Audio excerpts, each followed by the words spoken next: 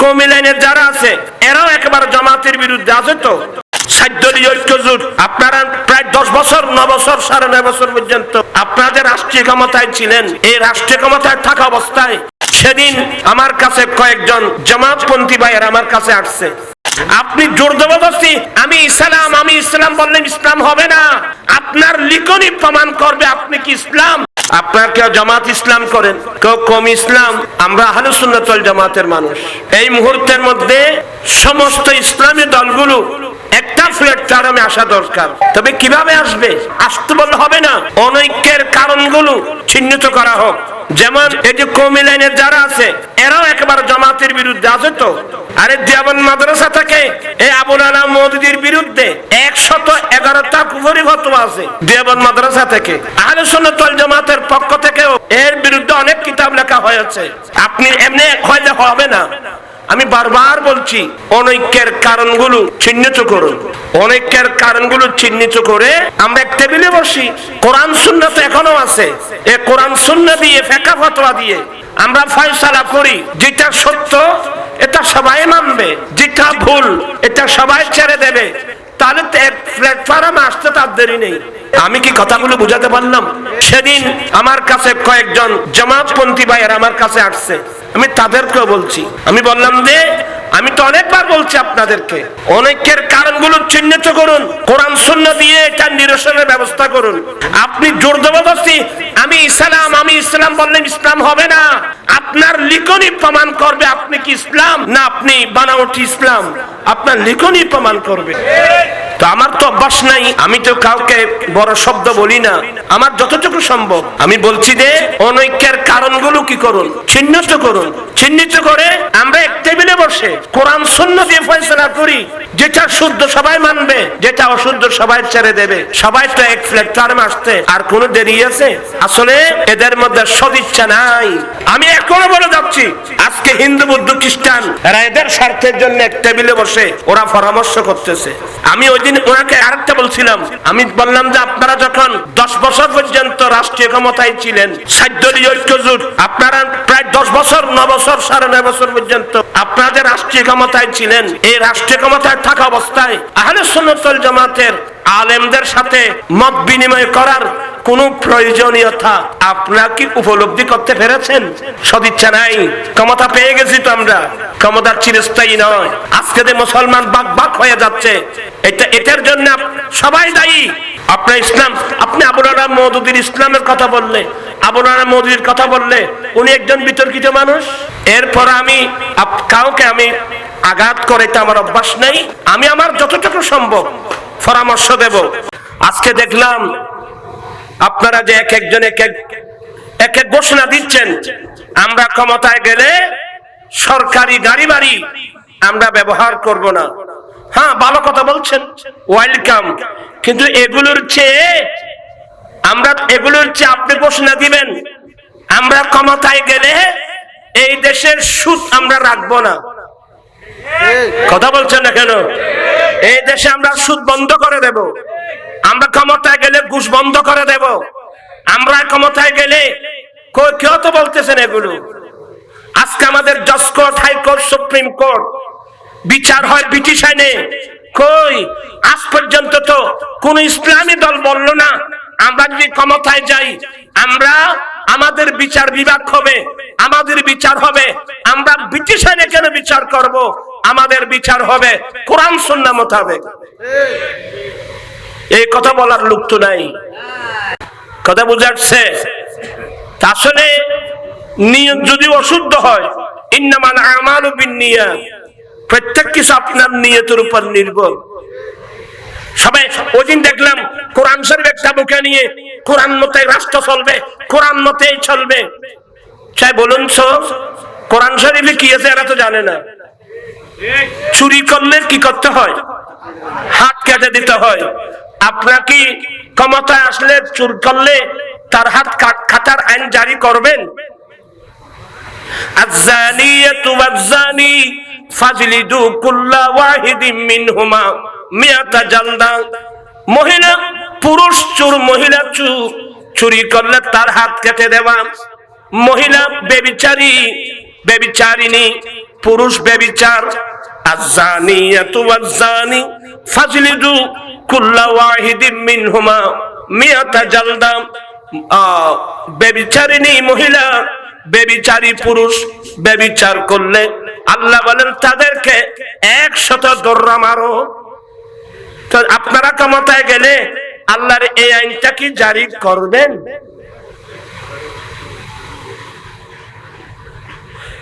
আমি বিনয়ের সাথে বলবো। আর ইসলাম আমাদের বড় দুর্ভাগ্য কি জানেন? আফসোস, খেলাফত চলে গেল, আজকে মুসলিম বিশ্বে ইসলামের পক্ষে নেতৃত্ব দেওয়ার মতো একজন ব্যক্তি নাই। আমরা নেতৃত্ব শূন্য। কথা বলছেন না কেন? আমরা নেতৃত্ব শূন্য। কিন্তু ইসলামী দলের আমির হয়তো মাস্টার, হয়তো ডাক্তার, হয়তো প্রফেসর। এটা শুদ্ধ আছে? আমি এগুলো বললে আপনারা মনে কষ্ট আনবেন। হ্যাঁ, ইসলামী দল বললে সত্যিকার ইসলামী দল হতে হবে। ইসলামী দলের আমির থাকবে জামানার পাক্কা একজন বড় মুহাদ্দিস, বড় মুফতি, যার কাছে কোরআন সুন্নাহর কি আছে। আপনি ডাক্তার মাস্টার দিয়ে কি আপনি ইসলামী হুকুমত চালাতে পারবেন? আগে এগুলো ঠিক করেন। আসলে আমাদের বড় দুর্ভাগ্য, আজ গোটা পৃথিবীতে ইসলামের পক্ষে, মুসলমানের পক্ষে একজন বড় আলেম নেতৃত্ব দিয়ে ইসলামের জাহাজকে নিয়ে যাবে, এখন মানুষ তো আমরা পাচ্ছি না বাবা। আমাদের বড় দুর্ভাগ্য। আর পাবো কোথায়? আপনারাতে ভালো ভালো ছাত্রগুলো সবাই স্কুল কলেজে চলে গেছে। আজকে আমরা বড় দুর্ভাগ্য, বড় একজন ভালো একজন আলেম পাওয়া যাচ্ছে না ইসলামের নেতৃত্ব দেওয়ার জন্য। আর যারা নেতৃত্বের মধ্যে আসছে, যারা কথাবার্তা বলতেছে, দেখতেছি এগুলো এলোমেলো, কোরআন সুন্নাহর সাথে তার কোনো কি নেই, কোনো মিল নেই। আল্লাহর কাছে দোয়া করব, জানি না দুনিয়াতে থাকতেই আমরা আছি কয়দিন, অনেকদিন বুঝাইছি মানুষকে বোঝানোর জন্য। আজকে আমাদের জন্য বড় দুর্ভাগ্য, আজকে সাহস করে বলতে পারছি না আমরা ক্ষমতায় গেলে জাজকোর্ট, হাইকোর্ট, সুপ্রিম কোর্ট যে বিচার হচ্ছে এগুলা ব্রিটিশ আইনে বিচার হচ্ছে। আমরা মুসলিম, আমরা ব্রিটিশ আইনে কেন বিচার করব? আমরা কোরআন সুন্নাহ মোতাবেক বিচার করব। এই কথা বলার মানুষও তো এখন নাই। আমি আবারও কাউকে আক্রমণ করা আমার উদ্দেশ্য না। আমার উদ্দেশ্য সত্যকার আল্লাহ, আল্লাহ রাসূল। ডাক্তার মাস্টার দিয়ে ইসলামী দল চলবে না বাবা, এটা তো কোরআন সুন্নাহ বিরোধী। ইত্তাখাযান নাসু রুউসান জুহালা ফাসইলু ফাফতু বিগাইরি ইলমিন। যখন হক্কানি রব্বানি আলেম থাকবে না, আল্লাহ দ্বীনের ইলম উঠাই নেবে। কিভাবে? ইল্লা বিকাবদিল উলামা। হক্কানি রব্বানি আলেম মারা গেলে তাদের কলবের মধ্যে করে আল্লাহ ইলমে দ্বীন উঠাই নেবে। তো হবে কি? হবে কি? ইত্তাখাযান নাসু রুউসান জুহালা। মানুষ কোরআন হাদিস এর জ্ঞান নাই, এমন মানুষকে আমির বানাবে, এমন মানুষকে মুফতি বানাবে, এমন মানুষকে আমির বানাবে। ফাসইলু, কোন একটা মসলা জিজ্ঞাসা করলে ফাফতু বিগাইরি ইলমিন, সে যখন আমির, সে যখন মুফতি, সে যখন ইমাম, ওনার কাছে যখন প্রশ্ন করা হবে ফাফতু বিগাইরি ইলমিন, এরা কোরআন সুন্নাহর জ্ঞান ছাড়া মন গড়া ফতোয়া দেবে। ফাদাল্লু ওয়া আদাল্লু, নিজে গোমরাহ হলো, জাতিকেও গোমরাহ করলো। আমি নবীর হাদিস শোনাচ্ছি বাবা আপনাদেরকে, আপনি আমার উপর রাগ করবেন না। তো আমরা বসে বসে আল্লাহর কাছে কাঁদছি, জানি না এই ইসলামের তরিকে সামনের দিকে নিয়ে যাবার জন্য একজন বিজ্ঞ, বড় যোগ্য, উপযুক্ত বড় আলেম, যে যোগ্য নেতৃত্বের মাধ্যমে ইসলামের তরিকে সামনের দিকে এগিয়ে নিয়ে যাবে, এমন আলেমের আশায় আছি। আমার মনে হয়তো ঈসা আলাইহিস সালাম আসার আগ পর্যন্ত, ইমাম মাহদী আলাইহিস সালাম আসার আগ পর্যন্ত আমি পাবো কি না এটা আল্লাহ বেহতর জানে। আল্লাহর কাছে কেঁদে কেঁদে ফরিয়াদ করবেন, ওয়াজআলনা লিল মুত্তাকিনা ইমামা, ওয়াজআলনা লিল মুত্তাকিনা ইমামা, ওয়াজআলনা লিল মুত্তাকিনা ইমামা।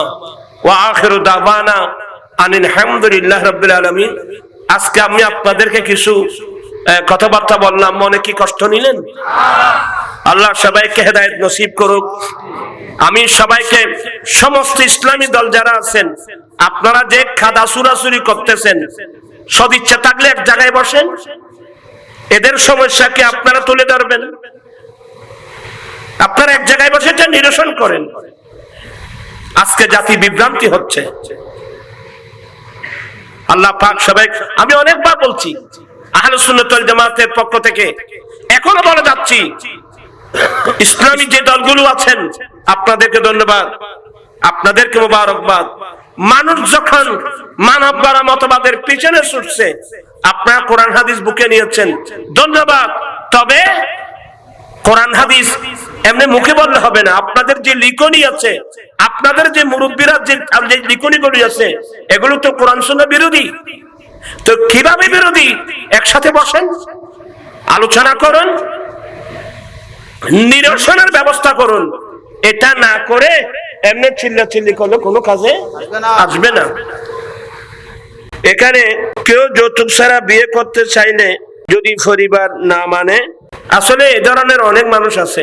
আমি সবার কাছে বিনয়ের সাথে বলবো, আপনার ছেলে নবীর সুন্নাত মোতাবেক বিয়ে করতে চাচ্ছে, তাহলে এখানে তো মা বাবার আরো খুশি হওয়ার দরকার না? দোয়া দেওয়া উচিত ছিল, আমার ছেলে হয়েছে ছাত্র, নিশ্চয় আমার ছেলের মধ্যে আল্লাহ আল্লাহ রসুলের মোহব্বত আছে, সেই যৌতুক আমরা নেব না। কিন্তু আসলে দুঃখনীয় বিষয়, অনেক জায়গায় কিন্তু মা বাপরাও কিন্তু ছেলের এটা মানতে রাজি না। এমন মা বাবা আমাদের বাংলাদেশে। আমি সবাই মুরব্বীদেরকে বলছি, আপনার ছেলে কত ভালো, ফিতনার যুগে যৌতুক ছাড়া বিয়ে করতে চাচ্ছে, এটা আপনি সমর্থন করা উচিত ছিল। আমাদের মুরব্বীরা বলে না সিজাঙ্গার ভাষা, আল্লাহ দিয়ে অভুরানি, বন্দা দিয়ে যৌতুক মানি ভানি না বানি। অভুরন্ত সম্পদের মালিক আছে কিনা? আল্লাহর দরবারে কি দৌলতের অভাব আছে? অতএব আমি মুরব্বীদের কাছে দুই হাত করে জোরে বলবো, ছেলে যখন যৌতুক ছাড়া বিয়ে করতে চায়, আপনি তাদেরকে সাদরে দোয়া করবেন, এটা মেনে নিয়ে নবীর সুন্নাত মোতাবেক সংসার চালাবার চেষ্টা করবেন। একসময় একজন ছেলে বোধহয় ইন্টারমিডিয়েট পড়ে, তখন খুব মায়াবী ছেলে, আমাকে বেশি ভালোবাসে। তো সে কিন্তু চালাক, বলে যেখানে মাহফিল ওখানে তো আমি হুজুরের সাথে কথা বলতে পারবো না, একটু দূরে চলে যাই। আমার ড্রাইভার ফটিয়া রাশেদ ছিল, সে হাত মারলো। আমার গাড়িতে যারা ছিল বলে না, এভাবে এখানে এভাবে হাত মারলে দাঁড়ানো কি হবে না, ঠিক হবে না। আমি বললাম না, দাঁড়াও, আমি দেখি। যখন দাঁড়ালাম, আয়না নামাই দিলাম, দেখছি যে ছেলে তার চোখে পানি টপ টপ টপ টপ করতেছে। কি বাবা? হুজুর, আপনাকে অন্তর দিয়ে ভালোবাসি, আপনার লজিক ভিত্তিক আলোচনা আমাদেরকে মুগ্ধ করেছে। আমরা একজন না, আমরা অনেক আছি।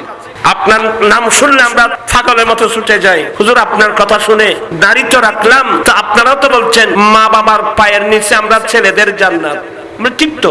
বলে হুজুর, আমার মা তো আমাকে দাড়ি রাখতে দিচ্ছে না। কি বলে? হুজুর, আমার মা তো আমাকে দাড়ি রাখতে দিচ্ছে না, এখন আমি কি করতে পারি? তখন আমি তাকে বুঝালাম, বাবা, তোমার মা বাবা যদি তোমাকে চুরি করতে বলে, তুমি করতে পারবা? বলে না। অতএব কোরআন সুন্নাহ বিরোধী কিছু বললে এটা তুমি আমল করতে পারবে না। মা বাবাকে ঠান্ডা মেজাজে শান্তিভাবে বুঝাবেন, ইনশাআল্লাহ বুঝে আসবে। বুঝবে না কেন? অবশ্যই বুঝে আসবে। ওয়া আখিরু দাওয়ানা আলহামদুলিল্লাহি আলামিন। আসসালামু আলাইকুম ওয়া রাহমাতুল্লাহি ওয়া বারাকাতুহু। मैं तो बीमार नबी हूँ। MBN TV একটি ইসলামিক ইউটিউব চ্যানেল।